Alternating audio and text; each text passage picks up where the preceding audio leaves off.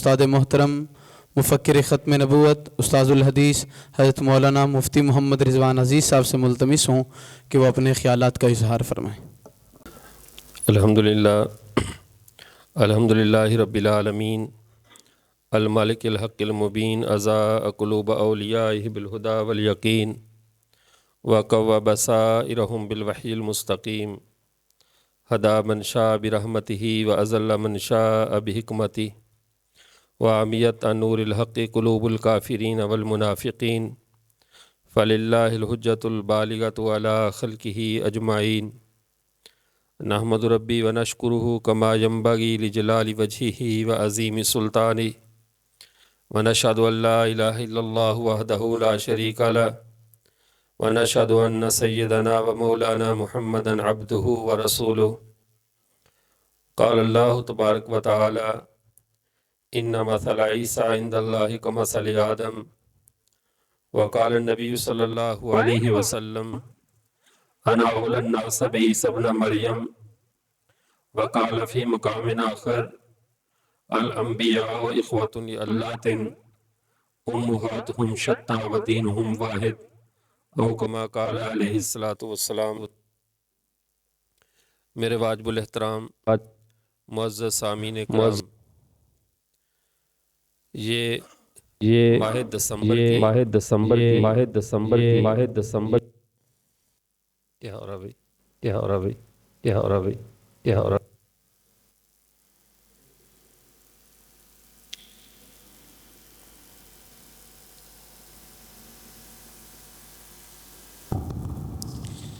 یہ ماہ دسمبر کا آخری اشرا ہے اور اس مہینے میں 25 دسمبر کو حضرت سیدنا عیسیٰ علیہ نبینا علیہ السلام کے حوالے سے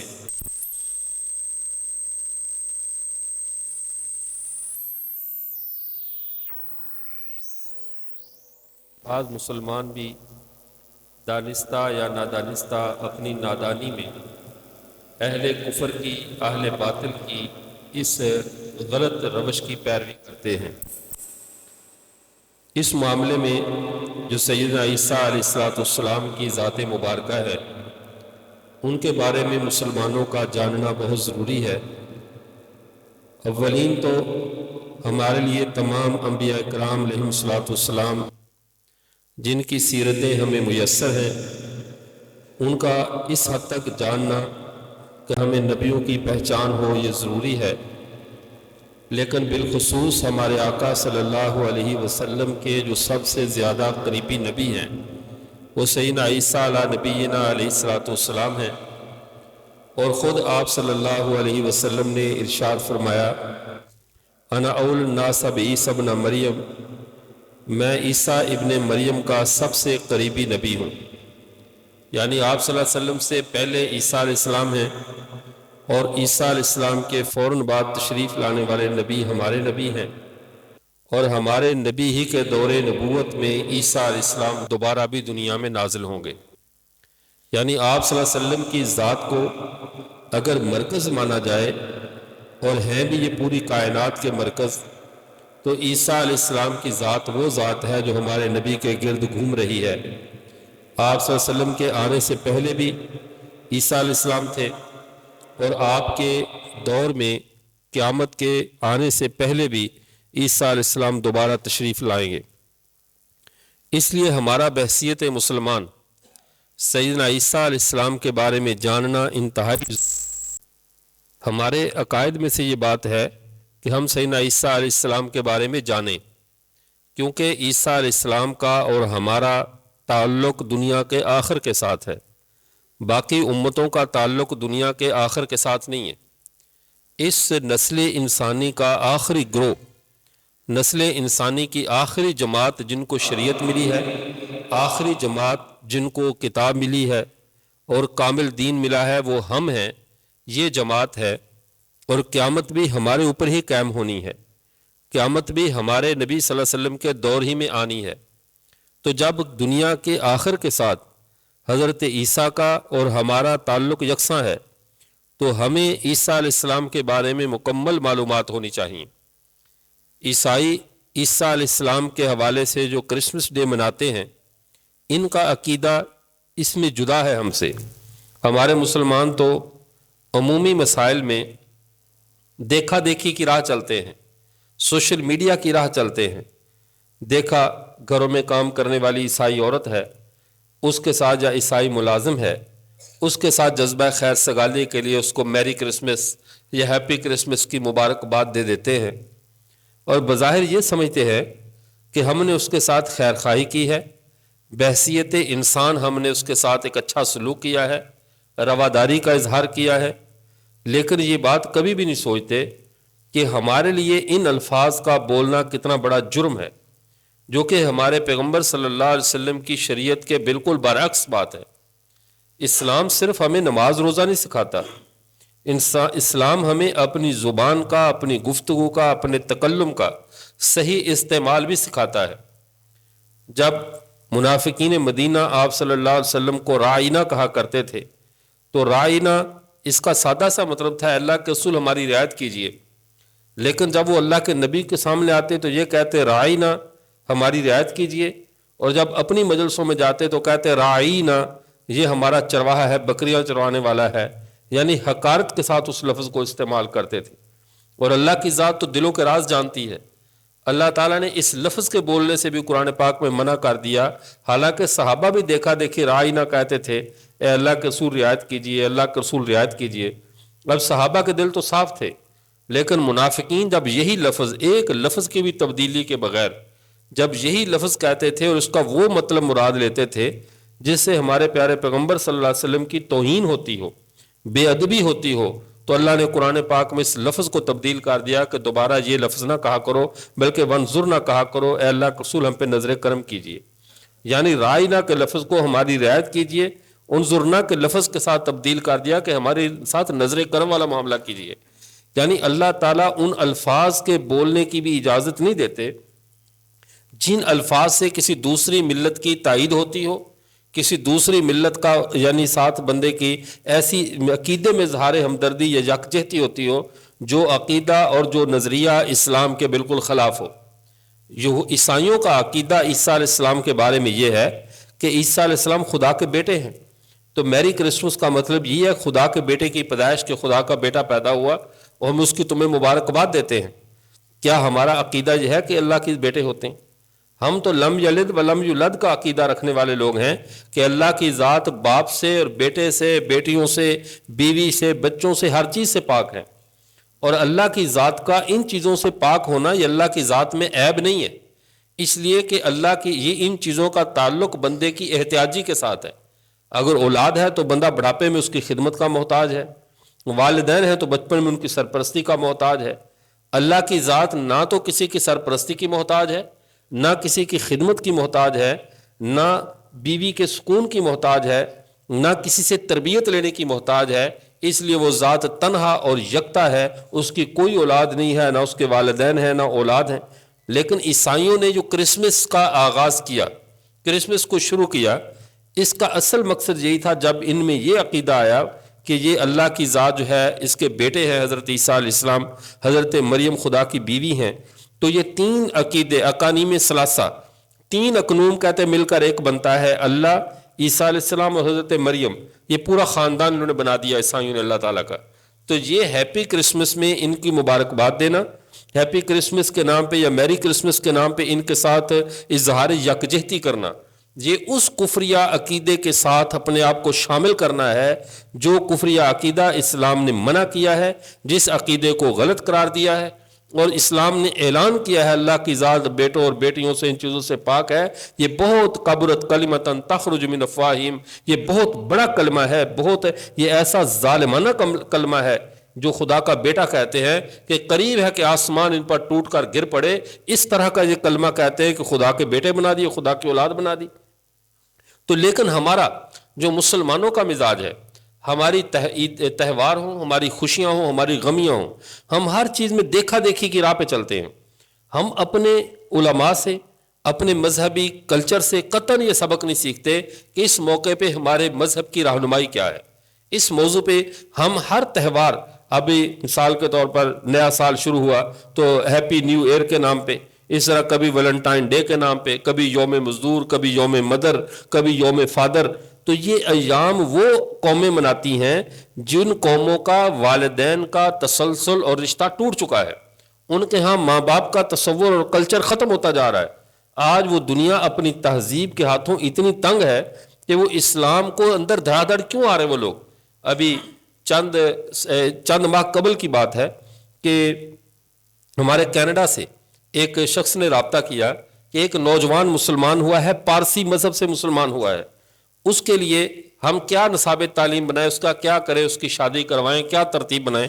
تو میں نے کہا اس کے والدین شادی نہیں کرواتے، اس کے والدین مسلمان ہو گئے ہیں یا نہیں. ہمارا تو ذہن ہی اس بات کو تسلیم نہیں کرتا کہ ایسا بھی ہو جاتا ہے. لیکن جب اس سے بات کروائی گئی تو وہ انگریزی گفتگو کرتا تھا، ساتھ ٹرانسلیٹر ترجمہ کرتا تھا.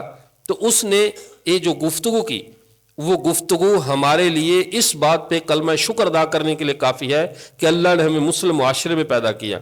اس نے کہا مجھے نہیں معلوم میں کس کی اولاد ہوں، مجھے نہیں معلوم میں کس کی اولاد ہوں، میں وہ گناہ کا نتیجہ ہوں جو معلوم نہیں کس نے کس کے ساتھ گناہ کیا. اور میں وہاں پہ جو سرکاری پنگوڑے ہیں جو ناجائز بچوں کی پرورش کرتے ہیں، میں نے ان میں پرورش پائی ہے. اور میں نے پارسی مذہب کو قبول کیا تھا، پھر تبلیغی جماعت آئی، ان کے قریب پھرا، دیکھا ان کا نظام دیکھا، ان کے جو اذان سنی تو میرے دل میں ایک اثر پیدا ہوا، تو میں نے اس مذہب کو قبول کیا. مجھے بالکل نہیں پتا میرے والدین کون سے. یہ اس گندی تہذیب کی ہم نکالی کریں، اس بری تہذیب کے ہم پیچھے چلیں. یہ ہمارے ذہنوں میں یہ زہر ہماری نئی نسلوں کے دماغوں میں ایسے ڈالا جاتا ہے، اس ترتیب پہ ڈالا جاتا ہے کہ ہمیں پتہ بھی نہیں چلتا. ہمارے دیکھنے والے بچے سمجھتے ہیں، ہم کہتے ہیں والدین مائیں جو ہے گھروں میں وہ اس بات پہ مطمئن ہو کر بیٹھ جاتی ہیں کہ کوئی بات نہیں، بچہ موبائل پہ کارٹون دیکھ رہا ہے اور ہم ذرا گھر کا کام کاج کر لیں. دشمن نے ہمارے گھروں میں اپنے تبلیغ کے افراد کو بڑے احسن انداز سے لانچ کیا ہے. اس طرح لانچ کیا ہے کہ جو انسان کی ضرورت ہو سکتی ہے اس ضرورت کو ان یہودیوں اور عیسائیوں نے پورا کیا. والدین کی ضرورت ہے کہ گھر میں بچوں کو سنبھالنے والی کیئر ٹیکر کوئی ہو، تو کیئر ٹیکر کون دے گا؟ بچے کے دماغ کو مصروف کرنے کے لیے موبائل سے بہترین کوئی چیز نہیں ہے. انہوں نے موبائل کے اندر ہر وہ چیز جو ہم کہتے ہیں بظاہر تو بے ضرر کھلونے ہیں، بظاہر تو بے ضرر کارٹونز ہیں، بظاہر تو یہ چڑیا اور کوے اور اس طرح جو ہے وہ ہندی زبان میں ان کی ٹرانسلیشن یہ چیز چل رہی ہے. لیکن اس کے اندر جس طرح بچے قبل از وقت بالغ ہو رہے ہیں، جس طرح بچے معاشرے کی وہ باتیں جن کو کوئی عمر کے بعد سیکھنا چاہیے تھا اور ہمارے وہ بچے قبل از وقت سیکھ رہے ہیں، یہ سارا پھر معاشرے میں جو جرائم کی شرح بڑھ رہی ہے، اس سب کے پیچھے دشمن کی وہ چال ہے جسے ہم سمجھ نہیں رہے. اور اسی کا نتیجہ ہے کہ ہمارے ہاں ابھی مثال کے طور پر ایک دفعہ کسی عالم نے ایک واقعہ لکھا کہ لاہور میں نے لاہور کے علاقے کا لکھا کہ میں نے نکاح پڑھایا. نکاح پڑھانے کے بعد اب وہ بچے بیٹھے ہیں سارے آپس میں، نکاح پڑھایا تو اب اس ایک بچے نے اٹھ کر کھڑے ہو کر کہا کہ پنڈت صاحب، مولانا صاحب کو کہہ رہا ہے کہ پنڈت صاحب آگ کے گرد چکر کب لگانے، آگ کے گرد چکر کب لگانے. اب ایک لاہور کے شہر میں ایک مسلمان بچہ یہ پوچھ رہا ہے کہ آگ کے گرد چکر کب لگانے. تو آخر اس نے کچھ نہ کچھ تو میڈیا نے اس کے دماغ میں ڈالا، کچھ نہ کچھ تو اس کے دماغ میں زہر گیا کہ اس کو یہ بات بھول گئی کہ نکاح کے اندر خطبہ ہوتا ہے، نکاح میں مسنون اعمال کیا ہیں، اس کو وہ چیز یاد ہے جو ہندوانہ کلچر کی ہے. تو اس لیے میں عرض کر رہا ہوں یہ کرسمس یہ منانا یہ عیسائیوں کی رسم ہے، اس کا ہمارے ساتھ کوئی تعلق نہیں ہے. مسلمانوں کے دو تہوار ہیں، عید الفطر اور عید الاضحیٰ. اس کے ماسوا مسلمان بحثیت مجموعی ایک ریگولر اور پریکٹیکلی زندگی گزارنے والا مذہب ہے. یہ تہواروں پہ، یہ جشنوں پہ، ان چیزوں پہ وقت کو ضائع کرنے والی مسلمان قوم نہیں ہے. نبی کریم صلی اللہ علیہ وسلم نے فرمایا من حسن اسلام المرء ترکہ ما لا یعنی، آدمی کے اسلام کی سب سے بڑی خوبی یہ ہے کہ آدمی ہر اس کام کو چھوڑ دے اس کی ذات کے لیے مناسب نہیں، لا یعنی کام ہو، فضول کام ہو وہ نہ کرے. جس کام کا اسے نہ دنیا میں فائدہ ہونے والا ہے نہ آخرت میں فائدہ ہونے والا ہے، ان کاموں کی اسلام اجازت نہیں دیتا. جس کی ایک چھوٹی سی مثال سمجھیے، یہ جو نردوں کے ساتھ کھیلتے ہیں، نرد شیر، یہ ایک ایران کے بادشاہوں کا ایک کھیل تھا نرد شیر. ابھی ہمارے ہاں وہ نردوں کی شکل اختیار کر گیا، لڈو کی شکل اختیار کی، شطرنج کی شکل اختیار کی، گوٹی کی شکل اختیار کی. لیکن جو نرد شیر جس کے اندر باقاعدہ جوا لگا کے وہ کھیلتے تھے لڈو کی شکل میں، تو اس نرد شیر کے بارے میں اس کا کوئی طبی فائدہ نہیں تھا، اس کے اندر کوئی میڈیکلی یا انسان کا اخلاقی یا اخروی فائدہ نہیں تھا. تو حدیث مبارکہ میں اس پہ اتنی زیادہ سخت ممانعت کی گئی کہ جس نے نرد کے ساتھ کھیلا گویا کہ اس نے اپنے ہاتھوں کو خنزیر کے خون میں لت پت کر لیا، اپنے ہاتھوں کے ساتھ خنزیر کا خون لگا لیا۔ اب اتنی سخت وعید، لیکن ہم نے نہیں۔ اور جو صحت مند کھیلیں تھیں جن کی اسلام حوصلہ افزائی کرتا ہے، اسلامی کھیلیں کیا ہیں؟ وہ آہستہ آہستہ دشمن نے ہمارے معاشرے سے ان کو کھرچ کھرچ کر نکال دیا، اور وہ ساری کھیلیں اب یورپ میں رائج ہیں۔ ساری کھیلیں ہمارے پیغمبر صلی اللہ علیہ وسلم نے جو کھیلیں صحابہ کو دی تھیں، جو کھیلیں ہمارے پیغمبر صلی اللہ علیہ وسلم نے خود صحابہ کے ساتھ مل کر کھیلی تھیں، وہ سارے کھیل جو تھے وہ دشمن نے ہم سے چھین لیے، اور ہمیں اس کا متبادل وہ کھیلیں دیں جن کا نہ دنیا میں فائدہ ہے نہ آخرت میں فائدہ ہے۔ ہر چیز ہم سے اعلیٰ چیز لے کر ہمیں ادنا چیز دی گئی، بہترین چیز ہم سے چھین کر بری چیزیں ہمیں دی گئی۔ آپ صلی اللہ علیہ وسلم کے دور میں بہترین کھیل دوڑ لگانا تھا، اور آج 5 کلومیٹر چلنے کے بعد کیا 2 کلومیٹر چلنے پہ سانس پھولے لگ جاتے ہیں۔ تو سمجھ تو آنا چاہیے کہ ہمارے وہ کھیل نہیں رہے۔ اب دوڑ لگانا، گھڑ سواری کرنا، کشتی کرنا، پانی میں تیراکی کرنا، اسی طرح جو ہے وہ تیر اندازی کرنا، یہ 5 وہ کھیل ایسے ہیں جو اسلامی کھیل ہیں، جو اللہ کے نبی صلی اللہ علیہ وسلم کے زمانے میں صحابہ کھیلا کرتے تھے۔ حتیٰ کہ جب مسجد نبوی کے اندر حضرت عائشہ رضی اللہ تعالیٰ نے دیکھا عید الفطر کے دن حبشی نوجوان نیزہ بازی کر رہے ہیں، ان نیزوں کے ساتھ آپس میں نشانہ بازی اور مقابلہ بازی کر رہے ہیں، تو حضرت عائشہ رضی اللہ تعالیٰ نے دیکھنے کی خواہش ظاہر کی۔ آپ صلی اللہ علیہ وسلم سامنے خود کھڑے ہوئے، اور حضرت عائشہ پردے میں آتے ان کے پیچھے سے کھڑی ہو کر جب تک دیکھتی رہی ان کا حبشیوں کا وہ نیزوں کے ساتھ لڑنا اور کھیلنا، آپ صلی اللہ علیہ وسلم وہیں پر کھڑے رہے کہ یہ ایک ایسی چیز ہے جو اپنی نسلوں کو دکھانا، مستورات کو دکھانا، اپنے بچوں کو سکھانا، خود سیکھنا، یہ اسلام کی بنیادی تعلیمات میں سے ہے۔ لیکن ہم سے نہ صرف یہ کہ ہمارے اسلامی کھیل چھینے گئے، ہماری اسلامی سوچ، ہماری اسلامی فکر، ہر چیز پہ پردہ ڈال دیا گیا۔ اب آئیے سیدنا عیسیٰ علیہ السلام کے حوالے سے، تو کرسمس کا منانے میں جو عرض کی، یہ عیسائیوں کا طریقہ کار ہے، عیسائیوں کا طریقہ واردات ہے۔ اسلام اور اہل اسلام کا کسی بھی ایسے غیر اسلامی تہوار سے کوئی تعلق نہیں ہے، چاہے وہ عیسیٰ علیہ السلام کی پیدائش کے حوالے سے یہ لوگ منائیں یا کسی اور پہلو سے منائیں یا ہیپی نیو ایئر کے نام پر منائیں۔ مسلمان کو ایسے تمام خلاف شرع اور ایسے تمام غیر مسلموں کے تہواروں میں نہ شرکت کرنے کی اجازت ہے، نہ ان کے عقائد کے ساتھ اظہار یکجہتی کی اجازت ہے۔ اب اگلی بات کی طرف آئیے۔ میں نے جو عرض کیا سیدنا عیسیٰ علیہ نبینا علیہ الصلوۃ والسلام کی ذات مبارکہ، اس کا ہمارے لیے جاننا بہت ضروری ہے کہ ہم سیدنا عیسیٰ علیہ السلام کی، تھوڑا سا آگے ہو جائے، ساتھیوں کے لیے جگہ بنا دیں، تھوڑا سا آگے سیدنا عیسیٰ علیہ نبینا علیہ الصلوۃ والسلام کی جو ذات مبارکہ ہے، ان کا ہمارے ساتھ اتنا کلوز تعلق ہے عیسیٰ علیہ السلام کی ذات کا کہ 2 باتیں اس میں بنیادی طور پر سمجھ لیں۔ عیسیٰ علیہ السلام کی پوری زندگی یہ معجزانہ زندگی ہے۔ ان کا بغیر باپ کے پیدا ہونا، اب عام معاشرے میں تو نسل انسانی کی تخلیق جو ہوتی ہے، نسل انسانی ہو یا کوئی بھی چیز ہو، وہ جوڑوں سے آگے چلتے ہیں، مرد اور عورت نکاح ہوا، اختلاط، پھر جا کر آگے نئی نسل چلتی ہے۔ لیکن جس طرح پوری کائنات کو اللہ نے بغیر جوڑ کے پیدا کیا ہے، آسمان کو بنایا، زمین کو بنایا، پہاڑوں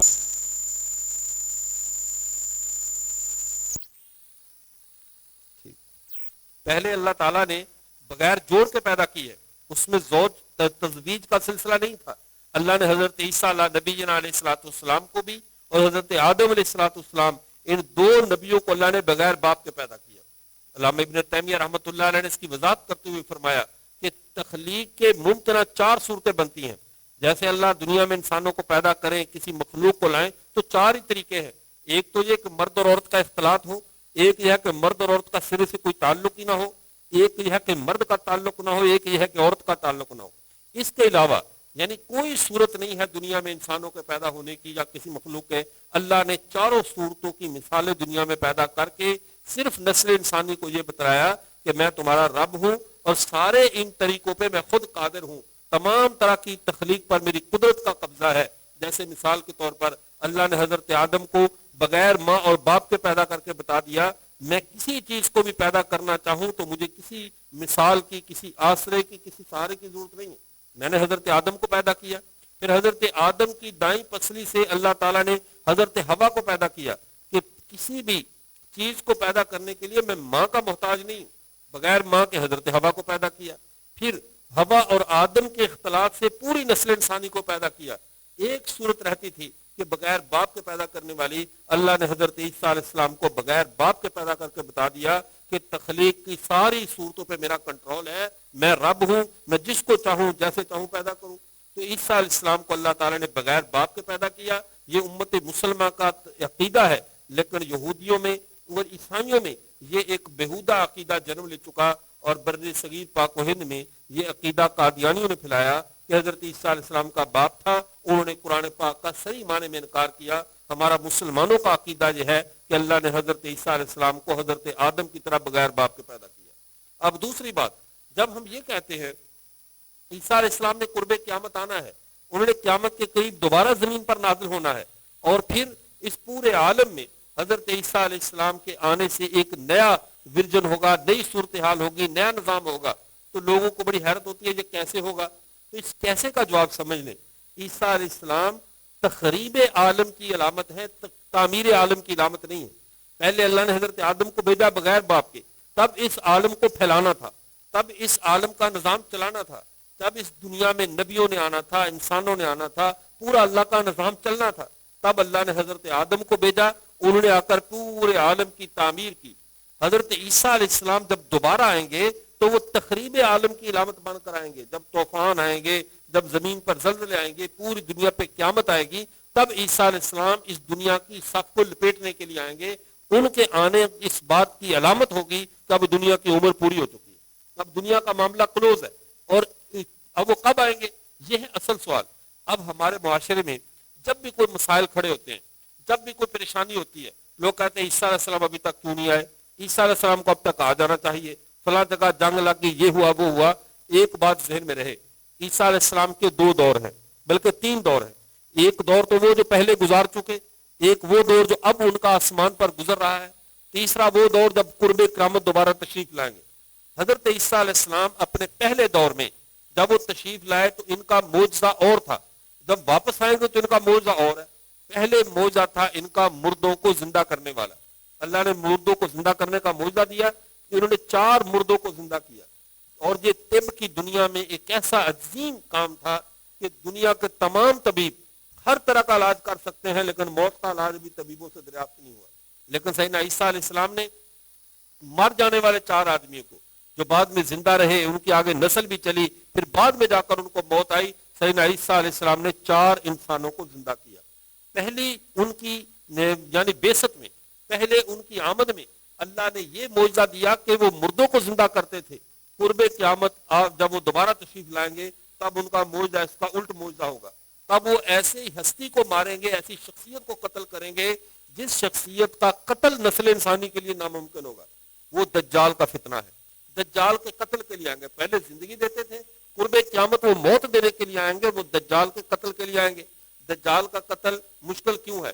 آپ صلی اللہ علیہ وسلم کے زمانے میں جب مدینے میں ایک ایسا عجیب الخلقت بچہ پیدا ہوا، جس بچے کی صفات بھی کچھ عجیب سی تھی، تو حضرت نبی کریم صلی اللہ علیہ وسلم کو پتا چلا کہ ابن سیاد نام کا ایک بچہ پیدا ہوا ہے، اور وہ عجیب و غریب باتیں کرتا ہے، دودھ پیتا ہی بولنے لگ گیا۔ دنیا میں 3 بچے ایسے ہیں جو دودھ پیتے بولے، بعض محدثین نے 7 لکھے ہیں، بعض نے زیادہ بھی لکھے، لیکن جو صحیح حدیث بخاری میں اور دیگر کتابوں میں موجود ہے، وہ 3 بچوں کا بولنا، ایک کا تو کتاب اللہ سے ثابت ہے، 2 کا حدیث سے ثابت ہے۔ جو کتاب اللہ سے ثابت ہے وہ بچہ بولا تھا چھوٹا ماں کی گود میں، جو بولنے کی عمر نہیں تھی، دودھ پیتا بچہ بولا تھا۔ جب حضرت یوسف علیہ السلام پہ تہمت لگی تھی تب اس بچے نے گواہی دی تھی کہ ان کا لباس دیکھ لو، اگر سامنے سے پھٹا ہے تو پھر یہ عورت کا الزام سچ ہے، اگر قمیض پیچھے سے پھٹی ہے تو پھر دیکھو یہ سچے ہیں، عورت جھوٹ بول رہی ہے۔ یہ بچہ بھی ماں کی گود میں بولا تھا، جس کا ذکر قرآن پاک میں ہے۔ اور دوسرا بچہ جب ابن جریج نام کے ایک راہب پہ، جب اس کی ماں نے اس کو عبادت خانے کے دوران وہ عبادت کر رہا تھا تو اس کی ماں نے اس کو پکارا، انہوں نے سوچا کہ میں اللہ کی عبادت میں مشغول ہوں، ماں کی آواز پر لبیک نہ بھی کہا تو کیا حرج ہے۔ اور یہ المیہ ہے ہمارے نوجوانوں کا، پہلے تو لوگ ماں کی، اب اس مسئلے کو ذرا سمجھ لیں۔ اس ابن جریج اللہ کی عبادت میں مشغول تھا، ماں نے آواز دی اور اس نے عبادت میں رہا کہ کوئی بات نہیں، نوافل اپنے پڑھ لوں، عبادت کر لوں، پھر جا کر اپنی ماں کی بات سن لوں گا۔ تو ماں کے منہ سے بد دعا نکلی، جا تو کسی زانیہ کا منہ دیکھے، کسی بد کردار کی شکل دیکھے، تیرے اوپر یعنی الزام لگے پھر تجھے سمجھ میں آئے گا۔ جب یہ بات کی تو ایک چرواہا بکریاں چروانے والی عورت تھی، اس کے ہاں بچہ پیدا ہوا اور اس کی شادی نہیں ہوئی تھی، ناجائز بچہ پیدا ہوا۔ جب اس سے پوچھا گیا کہ تیرے یہ بچہ کس کا ہے تو اس نے جان چھڑانے کے لیے کہہ دیا وہ جو راہب ہے یہ اس کا بچہ ہے۔ اب سارے لوگ جو ہاتھوں میں جس کے کلہاڑی یا لکڑی یا ڈنڈا جو چیز بھی آئے اس کے عبادت خانے پر چڑھ دوڑے کہ لوگوں کے سامنے بڑا نمازی اور حاجی بنا ہوا اور یہ طرح کردار ہے۔ اس کے پورے صومعے کو گرا دیا، اس کے پورے عبادت خانے کو گرا دیا۔ جب گرایا اور اس کی مار پیٹ ہوئی شروع ہوئی تو وہ بچہ گود میں بول پڑا۔ اس نے کہا زانیہ کا منہ تو دیکھ لیا، ماں کی دعا بھی پوری ہوئی، لیکن ساتھ وہ اللہ کا ولی بھی تو تھا، اس کو بچانا بھی تھا۔ تو بچہ ماں کی گود میں بول پڑا کہ یہ میں اس کا بیٹا نہیں ہوں، میں فلاں دوسرے چرواہے کا بیٹا ہوں، یہ عورت جھوٹ بولی، میری ماں جھوٹ بول رہی ہے، یہ اس پہ الزام لگا رہی ہے۔ تب ان کو اطمینان ہوا کہ ہمارا بزرگ ٹھیک ہے۔ انہوں نے کہا ہم آپ کا یہ چرچ جب محل جو سونے کا بنا دیتے ہیں، ہم سے غلطی۔ اس نے کہا نہیں، مجھے سمجھ آ گیا ہے، میں نے اپنی ماں کی آواز پہ لبیک نہیں کہا تھا، مجھے آج اس کا خمیازہ بھگتنا پڑ گیا۔ تو یہ سبق ہے ان لوگوں کے لیے جو اپنے موبائلوں کی مصروفیات میں، اپنی ذاتی مصروفیات میں اپنے والدین کی اہمیت کو نہیں سمجھتے، اپنے والدین کو اہمیت نہیں دیتے۔ اس بات کو ذرا غور سے سمجھے۔ گزشتہ دنوں جاوید چودھری نے ایک کالم لکھا اور بڑا عجیب تھا، خیر وہ تو پتہ نہیں کہانی بنا کر لکھی یا جیسے بھی تھا۔ اس نے کہا کہ میرے سامنے ایک انسپیکٹر آیا اور آ کر اس نے اپنی زندگی کے واقعات میں سے ایک واقعہ بڑا عجیب و غریب سنایا۔ کہنے لگا میں ایس ایچ او تھا تو میں اپنی ڈیوٹی میں اتنا مشغول کہ میرے والد صاحب کو فالج ہوا تو میں نے ملازموں سے کہا اس کو ہاسپٹل لے جاؤ، میں ذرا مشغول ہوں، میرے اپنے کام بہت زیادہ ہے۔ حتیٰ کہ اتنا ہوا کہ والد صاحب ہاسپٹل میں تھے تو رات ان کا بر علاج ہوتا رہا، وہاں پر کوئی بھی موجود نہیں تھا، ملازموں کا کیا کام تھا، چھوڑ کر آ گئے۔ جب میں صبح کو وہاں پر گیا، جا کر میں نے کہا وردی کلف لگا ہوا، میں نے کہا چلو والد صاحب کو ایک دفعہ دیکھ تو لو ہاسپٹل میں کیا کنڈیشن ہے، رات ہارٹ اٹیک ہوا تھا۔ گیا تو ایک مولوی صاحب بیٹھے ہوئے ہیں اور بڑے باشرح اور بزرگ سے سادہ سے آدمی بیٹھے ہوئے ہیں۔ تو انہوں نے، میں نے کہا کہ آپ میرے والد صاحب کو میں نے شکریہ پوچھا حال حوال، انہوں نے کہا بیٹا میرا حال تو ٹھیک ہے، لیکن شکریہ ادا کر اس مولوی صاحب کا جس نے ساری رات مجھے سنبھالا ہے۔ آپ تو نہیں آئے لیکن ساری رات اس نے میرے پیشاب کو صاف کیا، میری قے کو صاف کیا، میرے جسم کو سنبھالا، اس کو اٹھا کر ساری رات میری خدمت کرتا رہا، اس مولوی صاحب کا شکریہ ادا کر دیں۔ میں گیا، میں نے جیب میں کہا مولوی بیچارہ بڑا خوش ہو جائے گا، میں نے جیب سے 500 روپے نکال کر اس کو انعام دیا کہ شکریہ آپ نے میرے باپ کو سنبھالا۔ اس نے کہا میں نہیں لینا، جزاک اللہ، بعض نیکی آخرت کے لیے کی جاتی ہیں، یہ میرے بھی بزرگ ہیں، میں اپنے باپ کی خدمت میں تھا تو آپ کے والد صاحب کی طبیعت زیادہ خراب تھی، آپ کی وہ ملازم چھوڑ کر چلے گئے، میں ان کی خدمت میں لگ گیا ساری رات۔ اب بات کو سمجھیے، وہ کہتا ہے میں بھی اکڑ گیا کہ میں نے ہر حال میں انعام دینا ہے، وہ بھی اکڑ گیا کہ میں نے نہیں لینا۔ میں نے تنگ آ کہا یار مولوی لوگوں کو تو بڑے پیسے کی ضرورت ہوتی ہے، پھر تو کیوں نہیں لے رہا؟ اس نے کہا پھر تجھے میں اپنا تعارف کرواؤں؟ اس نے کہا کرواؤ، آپ کا کیا تعارف ہے؟ کہہ رہا میں کلف لگی وردی 3 سٹار یعنی ایس ایچ او تھانے کا، اور میرے دل میں تھا میں بڑا تور بار خاں پتہ نہیں کیا چیز ہوں۔ اس نے مجھے کہا میں ہائی کورٹ کا جج ہوں، حاضر ڈیوٹی جج ہوں ہائی کورٹ کا، لیکن بیٹا ایک بات اصول کر رہا، ساتھ میری وردی کی کلک بھی اتر گئی اور میری اکڑ بھی نکل گئی، میں جی کرنے لگا، میں غلطی کی معافی مانگ لگا، یہ تو ہائی کورٹ کا جج ہے۔ اس نے کہا بیٹا بات سنو، میں جج ہوں، میری ڈیوٹی جو کچھ بھی ہے، لیکن میرے باپ سے بڑھ کر میری کوئی ڈیوٹی نہیں ہے۔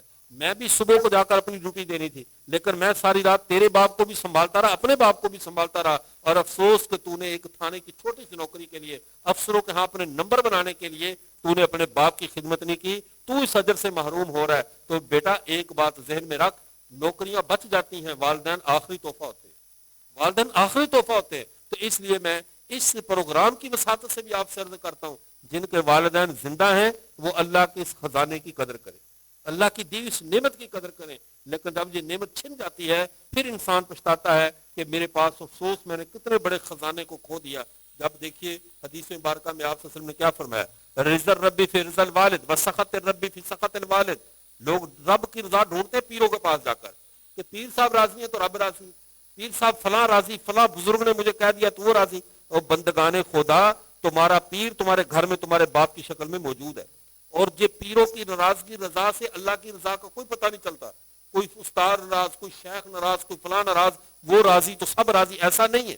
بلکہ اللہ کے نبی صلی اللہ علیہ وسلم نے جو اللہ کی رضا کا ہمیں ایک آسان سا فارمولہ بتایا، فرمایا تم رب کی رضا تمہارے باپ کی رضا میں ہے، پہلے اپنے باپ کو دیکھ لو، اگر تمہارا باپ تم سے راضی ہے تو سمجھ لو تمہارا رب بھی تم سے راضی ہے، اگر تمہارا باپ تم سے ناراض ہے تو تمہارا رب بھی تم سے ناراض ہے، سیدھی سیدھی بات ہے۔ تو 2 بچے یہ تھے کہ ابن جرید، ایک جس نے حضرت یوسف علیہ السلام پہ جب تہمت لگی وہ بولا، اور تیسرا بچہ جس نے ماں کی گود میں کلام کیا وہ حضرت عیسیٰ علیہ نبی علیہ السلام ہے۔ ان کا ذکر بھی قرآن پاک میں ہے کہ جب ان کی والدہ پہ انہوں نے تہمت لگائی کہ تو بچہ کیسے لے کر آ گئی ہے؟ تو اس وقت حضرت عیسیٰ نے ماں کی گود میں کہا انی عبداللہ واتانی الکتاب، میں اللہ کا بندہ ہوں، اللہ نے مجھے کتاب دی ہے۔ اب وہ حیران ہوئے کہ پنگوڑے کا بچہ ہم سے کیسے کلام کرتا ہے؟ فرمایا کنت نبیّ، اللہ مجھے نبی بنائیں گے، میں اللہ کا نبی ہوں۔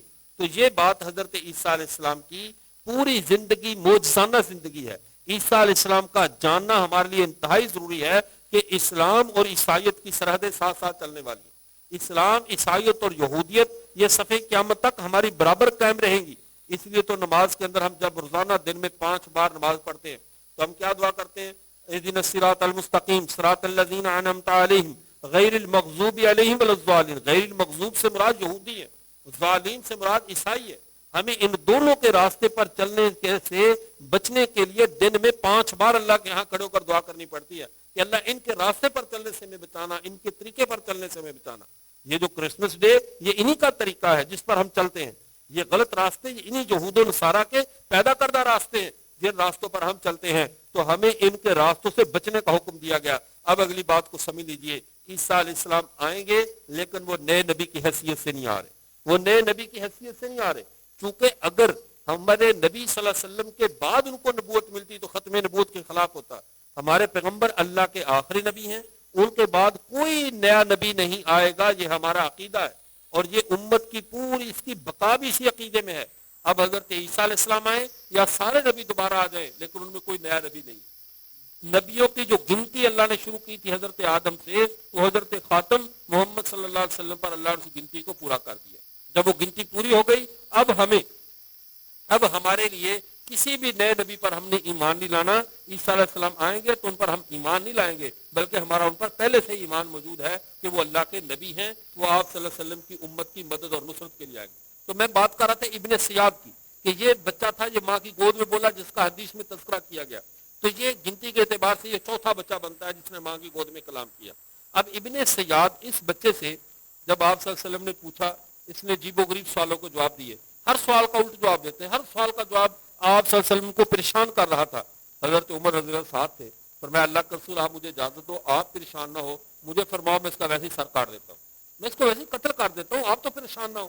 آپ صلی اللہ علیہ وسلم نے فرمایا اے عمر اگر تو یہ واقعی دجال ہے پھر میں اس کے لیے کافی ہوں، میری زندگی میں اگر یہ ظاہر ہوا تو میں اسے خود قتل کروں گا، اگر میری زندگی کے بعد یہ ظاہر ہوا تو ذہن میں رکھنا میری امت کو اس کے قتل کی اللہ نے طاقت نہیں دی، میری امت کے پاس اس کے قتل کی طاقت نہیں ہے، بلکہ اللہ تعالیٰ پھر عیسیٰ علیہ السلام کو نازل فرمائیں گے اور وہ آ کر اسے قتل کریں گے، جیسے عیسیٰ علیہ السلام پہلی زندگی میں مردوں کو زندہ کرتے تھے، دوبارہ آ کر اسے زندہ کو جان سے مار دیں گے، اسے قتل کر دیں گے، جس کا قتل کرنا انتہائی ناممکن ہوگا، عام لوگوں کے لیے بالکل ناممکن ہے، اتنا چونکہ اس کی قوت وہ اتنا ناقابل تسخیر ہوگا۔ اب دیکھیے اس امت کا واسطہ کتنے سخت لوگوں سے پڑا ہے، فرعون کے دربار میں، نمرود کے دربار میں اس نے ایک زندہ کو 1 منٹ میں قتل کروا دیا اور پھانسی کے مجرم کو چھوڑ دیا، لیکن اس امت کا واسطہ جس دجال سے پڑ رہا ہے وہ امت سے مارا بھی نہیں جائے گا، امت اس کو قتل نہیں کر سکے گی۔ اللہ نے چونکہ سارے نبیوں سے وعدہ لیا تھا ہمارے پیارے پیغمبر صلی اللہ علیہ وسلم پر ایمان لانے کا، سارے ایمان لائے، پھر آپ صلی اللہ علیہ وسلم کے اوپر نصرت کا وعدہ لیا گیا کہ تم سارے محمد صلی اللہ علیہ وسلم کی نصرت کرو گے۔ اس امت کو کسی بھی درجے میں کسی کی مدد اور نصرت کی ضرورت نہیں ہے، محمد کا دین ہر اعتبار سے علمی، عقلی اور ہر اعتبار سے کامل ہے، اس کو نصرت کی ضرورت صرف اس وقت پیش آئے گی جب دجال کی قوت آئے گی، دجال کا فتنہ آئے گا، اس کے قتل کے لیے اللہ پھر حضرت عیسیٰ علیہ السلام کو بھیجیں گے، وہ آ کر دجال کو قتل کر دیں گے، تب جا کر یہ فتنہ دجال ختم ہوگا۔ تو عیسیٰ علیہ السلام کا واپس آنا ایک تو قتل دجال کے لیے ہے کہ وہ دجال کو قتل کریں گے، دوسرے نمبر پہ زمین کو عدل اور انصاف سے بھر دیں گے، نمبر 3 وہ یہ جو صلیب ہے جس کو عیسائی پوجتے ہیں اس کی پوجا کو ختم کر دیں گے، صلیب کو توڑ دیں گے۔ صلیب کو توڑنے کا مطلب کیا ہے کہ عیسائی صلیب کو اس لیے پوجتے ہیں کہ ان کا عقیدہ ہے کہ عیسیٰ علیہ السلام ہماری خاطر صلیب پہ چڑھ گئے، جب عیسیٰ علیہ السلام آ کر بتا دیں گے وما قتلوہ وما صلبوہ، نہ مجھے قتل کیا گیا نہ صلیب کی گئی، تم کس ٹرک کی لائٹ کے پیچھے لگے ہوئے، تم کیسے احمق لوگ ہو، اپنی ایک لکڑی گاڑ کر اسی کی پوجا تم نے شروع کی ہے، مجھے تو اللہ نے صلیب کے قریب ہی نہیں جانے دیا۔ وَإِذْ كَفَفْتُ بَنِي إِسْرَائِيلَ عَنْكَ، اللہ قرآن میں کہہ رہے ہیں میں نے بنو اسرائیل کو روک دیا تھا، کوئی قریب نہیں آ سکا عیسیٰ علیہ السلام کے، کف کہتے ہاتھ کی ہتھیلی کو، اور یہ کففت بنی اسرائیل عَنْكَ، اب ہمارے پولیس والا چوک میں کھڑا ہوتا ہے، وہ ایک ہاتھ ایسے کھڑا کرتا ہے تو پوری ٹریفک رک جاتی ہے، کسی کی ضرورت نہیں آگے جانے کی، تو جب اللہ اپنے ہاتھوں سے روک دے کہ میں نے بنو اسرائیل کو قریب بھی نہیں آنے دیا، عیسیٰ کے ساتھ بھی نہیں لگنے دیا، پھر کون ہے جو اللہ کے ہاتھوں کو کراس کر کے حضرت عیسیٰ کو پھانسی پہ لٹکائے؟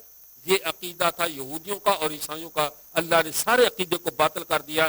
جب عیسیٰ علیہ السلام آ کر فرما دیں گے کہ مجھے تو قتل نہیں کیا گیا، مجھے تو سلیب نہیں دی گئی، میرے بارے میں تو وہی عقیدہ ٹھیک ہے جو محمد عربی صلی اللہ علیہ وسلم نے ارشاد فرمایا، تو پھر عیسائیت کے خنزیر بھی ختم ہو جائیں گے، خنزیر خوری بھی چھوڑ دیں گے، سلیب بھی ٹوٹ جائے گی، اور جو ہے وہ دجال قتل ہو جائے گا، اور دنیا دوبارہ اسلام کا گہوارہ بن جائے گی، دوبارہ کفر کی طاقتیں ٹوٹ جائیں گی، تب جا کر قیامت قائم ہوگی. اللہ تعالیٰ پہلے اہل ایمان کو اٹھا لیں گے، اس کے بعد جو ہے جو دنیا قیامت کفار پر قائم کی جائے گی. ایک ٹھنڈی ہوا چلے گی قیامت سے پہلے کہ تمام اہل ایمان جہاں کہیں بھی ہوں گے وہ سارے کے سارے وہیں پر فوت ہو جائے گے. بڑے سکون کے ساتھ ٹھنڈی ہوا لگتی جائے گی، وہ فوت ہوتے چلے جائیں گے.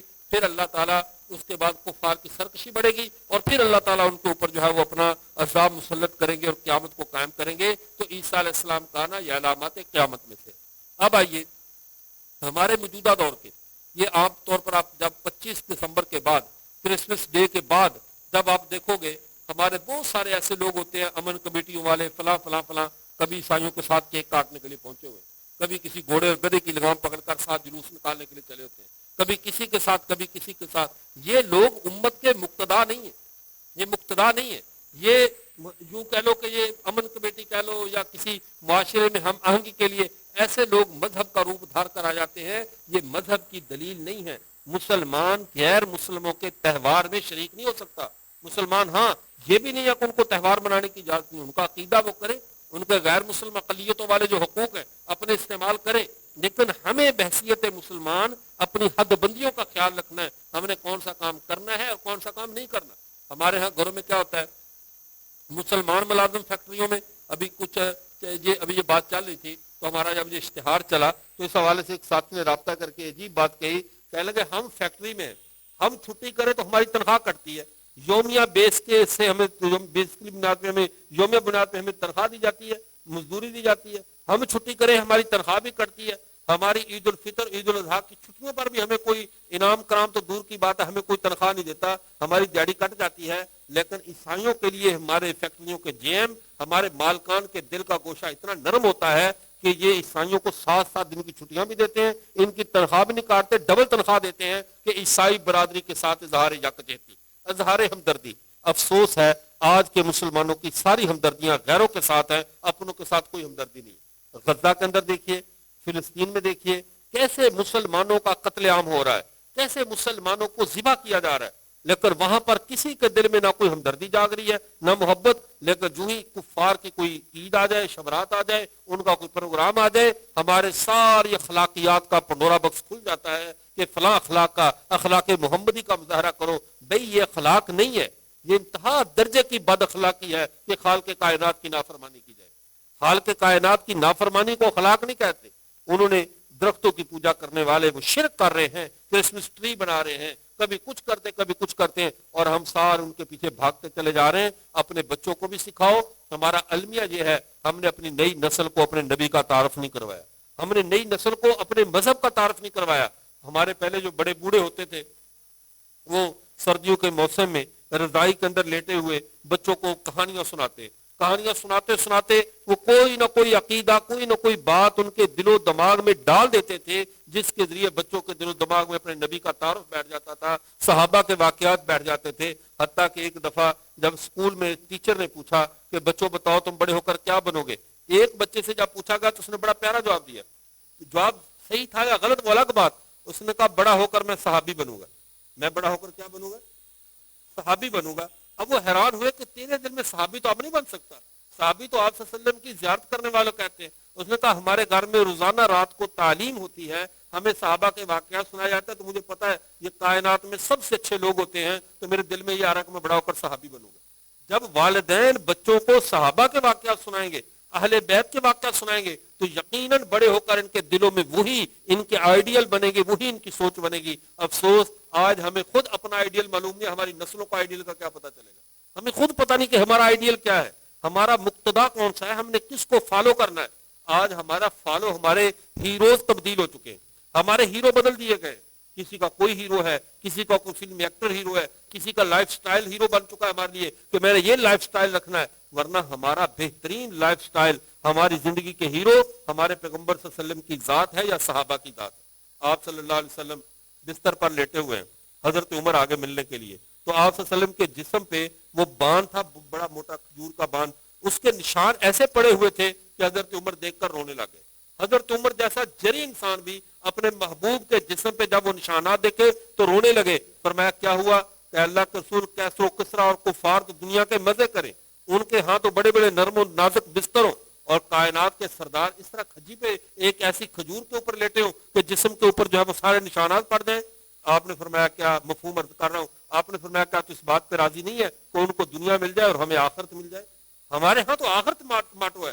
مسلمان کی زندگی سے آج سادگی کو نکال دیا گیا ہے، نہ سادہ کھانا، نہ سادہ طرز زندگی، نہ سادہ لباس، نہ سادہ طرز رہائش، سب چیزوں سے سادگی کو چھین دیا گیا، جس کی وجہ سے آج جو ہمارے مسلمان مہنگائی کا رونا روتے ہیں، یہ مہنگائی کا رونا نہیں ہے، یہ عیاشی کا رونا روتے ہیں۔ یہ عیاشی کو کہتے ہیں کہ یہ مہنگی ہوگی، ورنہ ضروریات زندگی آج بھی ہر انسان کو میسر ہے۔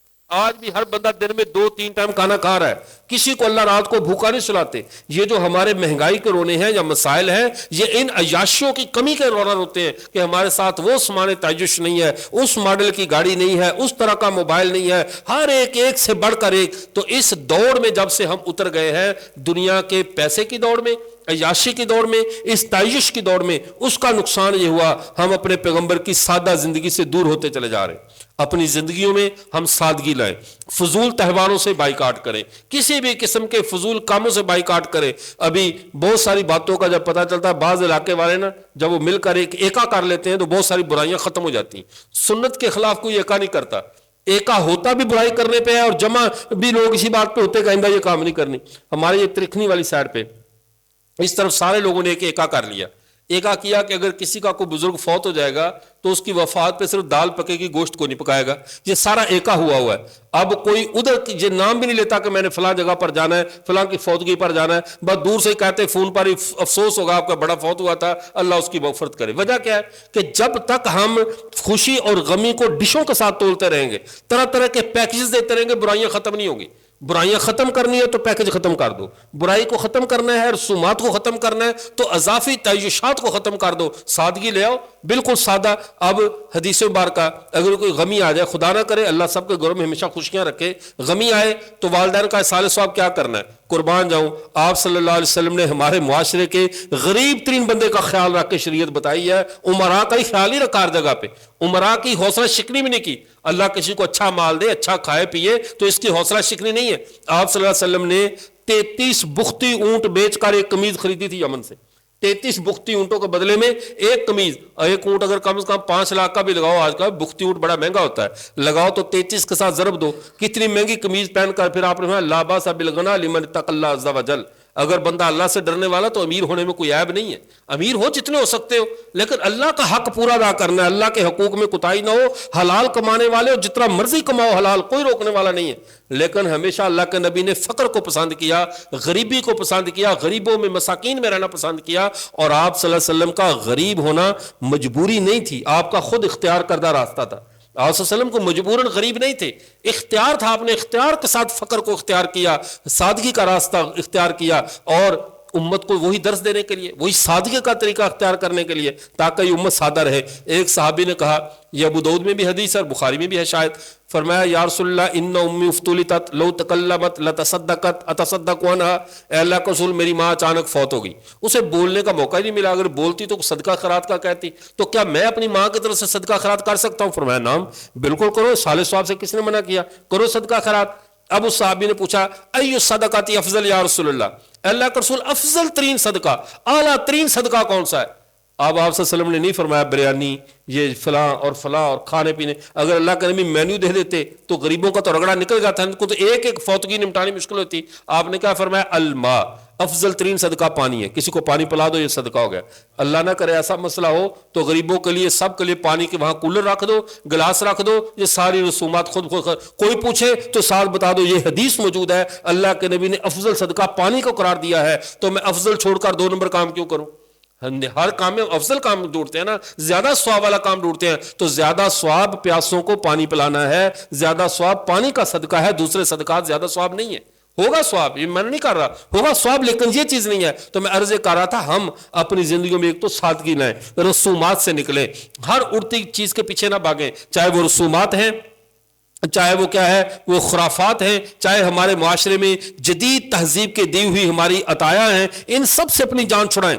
ہم نہ کرسمس والے ہیں، نہ ہم ویلنٹائن ڈے والے ہیں، نہ ہم کسی اور طرح کی، ہماری سیدھے سیدھے تہوار ہیں، سیدھی سیدھی خوشیاں ہیں جن کو اللہ کے نبی نے ہمارے لیے 2 عیدیں قرار دیا، عید الفطر اور عید الاضحیٰ۔ باقی مومن کے لیے ہر خطبہ، چاہے وہ جمعے کا خطبہ ہو، عیدین کا ہو، وہ عید ہی ہوتا ہے۔ مومن کے لیے ہر وہ وقت عید کا ہے جو اللہ کی اطاعت میں گزر جائے، اللہ کی فرما برداری میں گزر جائے۔ اللہ تعالی ہم سب کو اپنی آخرت کی فکر کرنے کی توفیق عطا فرمائے اور ان یہودیوں کی اور عیسائیوں کی رسومات سے بچنے کی توفیق عطا فرمائے۔ وآخر دعوانا الحمدللہ رب العالمین۔